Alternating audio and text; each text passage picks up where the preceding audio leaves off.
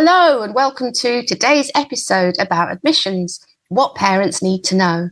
I'm Verity Welch, an early years advisor, and I know that for many parents, the school's admissions process can feel a bit overwhelming, especially if it's your first time navigating it. Today we have Amrul, our admissions officer, here to help you make sense of the school application process, and Isabelle, our lead early years advisor, who will be sharing an insight into school readiness and those all-important early years. Welcome both of you. Thanks, Verity. Lovely to be here. Thank you, Verity. Great to join the conversation. So Amrul, for parents wondering when to apply for a school place, what does the application process actually start and when does it actually end? The school application process usually opens in September. The application deadline for primary school is the 15th of January, and for secondary school, it is the 31st of October. Offer day for secondary school places is 1st of March, and for primary school places, it is 16th of April, or the next working day if these dates fall on a weekend or public holiday. As part of the application process, you will also be required to provide proof of residency.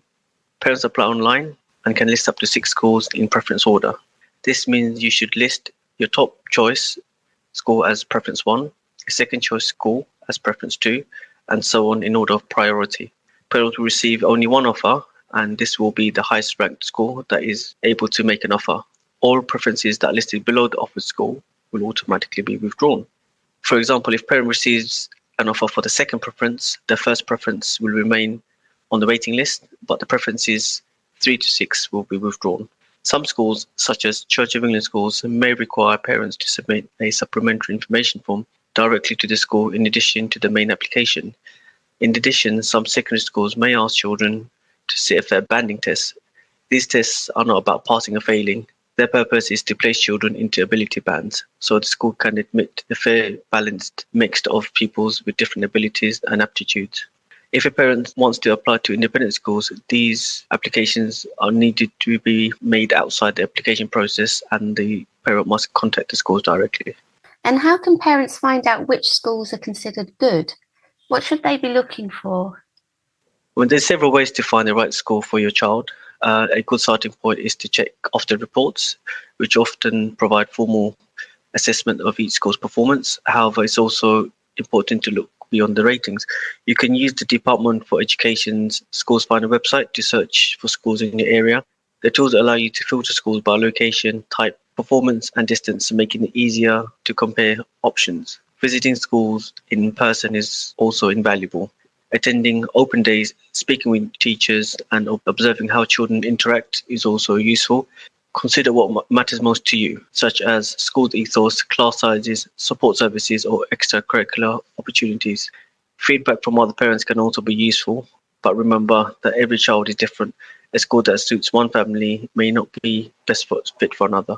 So what are the most popular primary schools for city residents, and how likely am I, for example, to be offered my first preference? Well, the most popular schools in the City of London for primary schools is the Aldgate School, the City of London Academy, Primary Islington, and Priory Western Primary School in Islington. However, City of London children attend 16 different maintained primary schools across 7 local authorities, so parents are not just limited to these 3 schools. Your likelihood of receiving an offer at your first preference depends on factors such as the school's admissions criteria and the distance from your home. It is important to check the relevant local authorities' admission brochures, which show the criteria under which places were offered and the distance of the last child offered a school place in previous years. So what are the most popular secondary schools for city residents, and how likely would I, for example, be offered my first preference for that? Popular secondary schools for City of London include Central Foundation School for Boys, City of London Academy Southwark, City of London Academy Islington, Moorbury School for Girls, the St Marylebone Church of England School, and the Elizabeth Garrett Anderson School. We recommend using all 6 preferences on your application and including at least one safe school close to your home towards the end of your list. This ensures that if you're not offered a school at one of your higher preferences, you are most likely to receive an offer at one of your chosen schools. You need to check the relevant local authority admission booklets for details on admissions criteria and the distance of the last child offered a place in previous years, similar to primary school. The City of London Academy, Islington, City of London Academy Southwark, and the City Academy Hackney all include city residents within the admissions criteria, meaning city children have a higher likelihood of being offered a place at these schools. Now, here's a common one we hear from parents all the time. There's only one school I like in my area. Should I just put that one down? That's a really important point. While it might feel tempting to only list one school, especially if it's your top choice, it's strongly advised to list more than one. If you only list one and your child doesn't get in, the city will place your child in the next available school with a place, which might not be close to where you live or what you had in mind. So I would definitely use all your preferences and choose them wisely. Now, what if someone misses that January deadline? What happens if they apply late, and when can they expect to hear back? If you apply after the deadline date, your application will be classed as late. Late applications are only considered once all on-time applications have been processed, which means there is a high chance that your preferred schools will already be full. However, late application may be treated as on-time if there is a valid reason for the delay and the application is submitted as soon as possible. Examples of valid reasons can include a recent house move or a serious illness or exceptional family circumstance. So what happens if a parent doesn't get offered any of the schools they've listed? If none of your preferred schools can offer you a school place, the city would allocate a place at the nearest school within availability. But don't panic, there is an appeals process.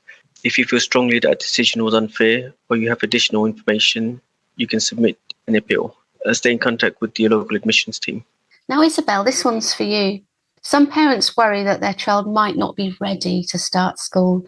Is it possible for them to stay in nursery a bit longer? Absolutely, and it's a very valid concern. Legally, children don't have to start school until the term after their 5th birthday. Because of this, some parents, especially those of summer-born children, may choose to delay or defer their child's school start. A summer-born child is one whose birthday falls between the 1st of April and the 31st of August. Every child develops at their own pace, and it's important that their first experience of school is a positive one.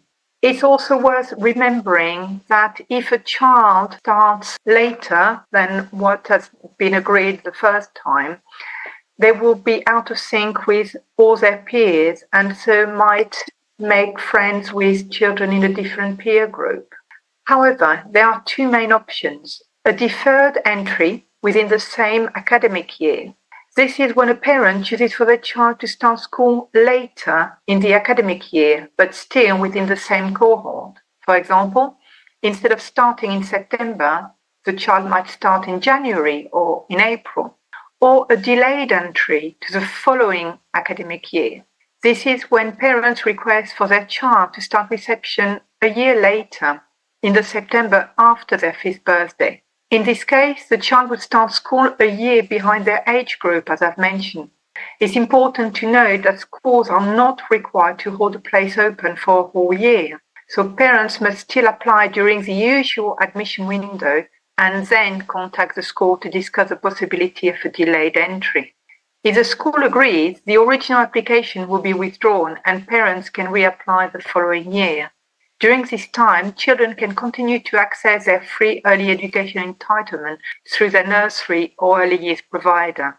But as I say, this is really something that parents have to think about and discuss with professionals to see what is the best for their child. That's such a reassuring message. Thank you, Isabelle. And thank you, Amrul, for answering so many of these tricky but really, really important questions.